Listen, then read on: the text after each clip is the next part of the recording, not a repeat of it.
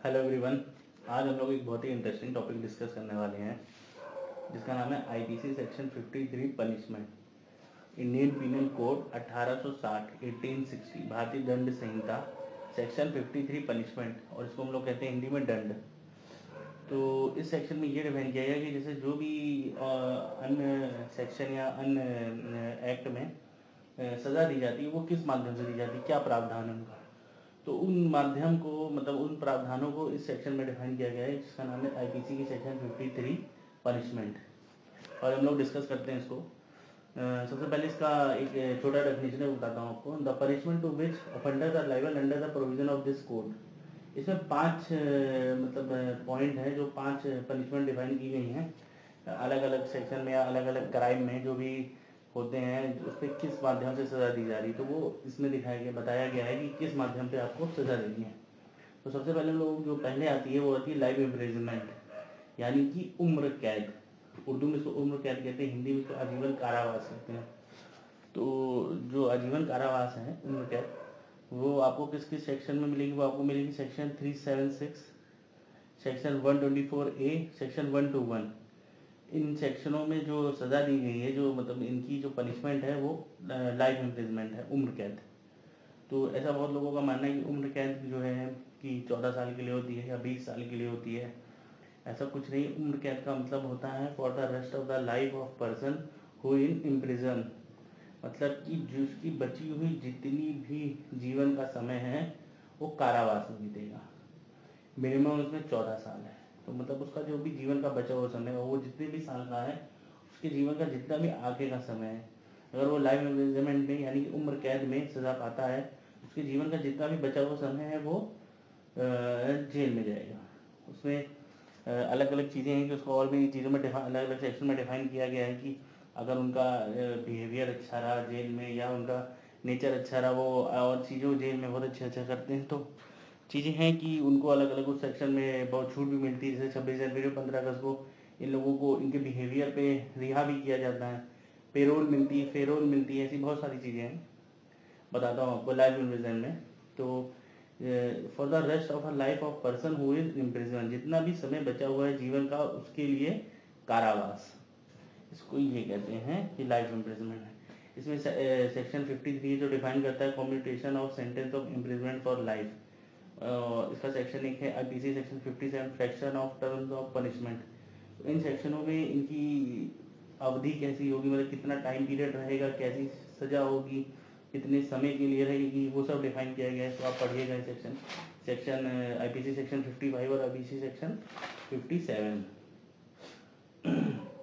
जो आईपीसी का सेक्शन 57 है वो ये भी डिफाइन करता है जैसे किसी अपराधी का, किसी जो भी क्राइम करके गया हुआ है इस सज़ा में, उसका बिहेवियर अच्छा रहा या वो सुधर गया, जैसे सरकार उसको छोड़ सकती है, तो उसकी कैलकुलेशन होती है। तो वो सारा कुछ जो है आईपीसी सेक्शन 57 में आपको डिफाइन होगा।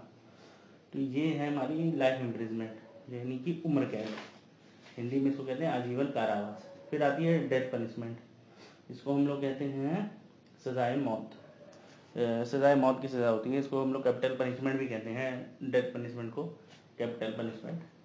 तो कैपिटल पनिशमेंट में ऐसा होता है कि कैपिटल पनिशमेंट सॉरी आपको section 302 punishment for murder, section 303 punishment for murder bye life convict, section 305 IPC के, इन सब सेक्शनों में डेथ पनिशमेंट या कैपिटल पनिशमेंट की सज़ा है। तो ये सेक्शन आपको डिफाइन करेंगे कि मतलब इन कानूनों में सेक्शन 121, सेक्शन 132 म्यूटिनिटी यानी विद्रोह, देश आर्मी एयरफोर्स नेवी इनके अगेंस्ट में विद्रोह, भारत सरकार के विरुद्ध युद्ध सेक्शन 121, तो ये पॉस्को एक्ट में है। सेक्शन 396 है, सेक्शन 376 है, सेक्शन 364A है किडनैपिंग फॉर रैंसम। तो इन सब सेक्शनों में डेथ पनिशमेंट की सज़ा है। फिर जो आती है हमारे पास वो आती है इम्प्रिजमेंट यानी कि कारावास। कारावास दो तरह के होते हैं, सिंपल और रिगरस। सिंपल कारावास वो होता है कि जैसे कोई जेल में जाता है तो उसको कम काम कराया जाए, यानी कि उसको सिंपल वर्क कराया जाए, छोटे छोटे काम कराया जाए, तो उस जो सज़ा मिलती है सिंपल में इम्प्रिजमेंट, सिंपल इम्प्रिजमेंट जब मिलता है तो उसमें वो सिंपल वर्क करता है जेल के अंदर, और जब ये रिगरस इम्प्रिजमेंट मिलती है तो इसमें वो बहुत हार्ड वर्क दिए जाते हैं जेल में, मतलब कि सख्त। तो इसको हार्ड हार्ड कह सकते हैं हम लोग कि ये सिंपल है और वो हार्ड है। उसके बाद जो ये थर्ड थी हमारी, इसके बाद जो हमारा फोर्थ आता है वो फाइन यानी कि जुर्माना। तो इसी में ये होता है कि अगर कुछ ऐसे क्राइम होते हैं जिनमें जुर्माना लेके ही छोड़ दिया जाता है, तो ये फोर्थ है। और फिफ्थ आती है फॉरफीचर ऑफ प्रॉपर्टी, मतलब संपत्ति की जब्त करना, ये फिफ्थ है। तो ये 5 पॉइंट हैं, 5 सजा हैं जो आईपीसी के सेक्शन 55 में पनिशमेंट में डिफाइन की गई हैं। इनको आप पढ़िए, समझिए, और अगर कोई भी चीज़ें नहीं समझ में आती हैं तो आप कमेंट बॉक्स में एक बार कमेंट करिए, मैं ट्राई करूँगा कि उसको आपको क्लियर कर सकूँ। Okay, thank you. Hello everyone, आज हम लोग एक बहुत ही इंटरेस्टिंग टॉपिक डिस्कस करने वाले हैं जिसका नाम है IPC section 53 punishment, Indian penal code 1860 1860, भारतीय दंड संहिता सेक्शन 53 पनिशमेंट, और इसको हम लोग कहते हैं हिंदी में दंड। तो इस सेक्शन में ये डिफाइन किया गया कि जैसे जो भी अन्य सेक्शन या अन्य एक्ट में सज़ा दी जाती है वो किस माध्यम से दी जाती है, क्या प्रावधान है उनका, तो उन माध्यम को, मतलब उन प्रावधानों को इस सेक्शन में डिफाइन किया गया है जिसका नाम है आईपीसी की सेक्शन 53 पनिशमेंट। और हम लोग डिस्कस करते हैं इसको। सबसे पहले इसका एक छोटा डेफिनेशन है बताता हूँ आपको। The punishment to which offenders are liable under the provision of this code. इसमें 5 मतलब पॉइंट है, जो 5 पनिशमेंट डिफाइन की गई हैं अलग अलग सेक्शन में या अलग अलग क्राइम में जो भी होते हैं, उस पर किस माध्यम से सज़ा दी जा रही है, तो वो इसमें दिखाया गया, बताया गया है कि किस माध्यम से आपको सज़ा देनी है। तो सबसे पहले हम लोग जो पहले आती है वो आती है लाइफ इम्प्रिजनमेंट, यानी कि उम्र कैद। उर्दू में इसको उम्र कैद कहते हैं, हिंदी में इसको आजीवन कारावास कहते हैं। तो जो आजीवन कारावास है, उम्र कैद, वो आपको किस किस सेक्शन में मिलेगी, वो आपको मिलेगी सेक्शन 376, सेक्शन 124A, सेक्शन 121।